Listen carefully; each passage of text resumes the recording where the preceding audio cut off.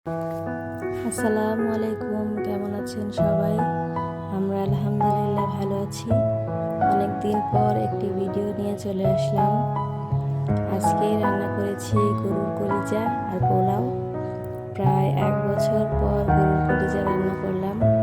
সেই গত কোরবানিতে কলিজা খেয়েছিলাম, আর আজকে রান্না করলাম আবার। তো গরুর কলিজা আমার অনেক পছন্দের, কিন্তু বাচ্চারা পছন্দ করে না, তাই রান্না করা হয় না। তো এই তো মিনালকে খাইয়ে দিচ্ছিলাম। ওর খাওয়ানো শেষ হলে আমি চলে যাই ছাদে।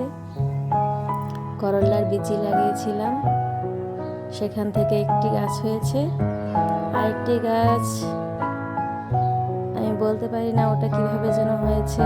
এখন ওটা কিসের গাছ সেটাও আমি চিনতে পারছি না। তো আপনারা কেউ চিনে থাকলে অবশ্যই কমেন্টস করে জানাবেন। সবাইকে অনেক ধন্যবাদ।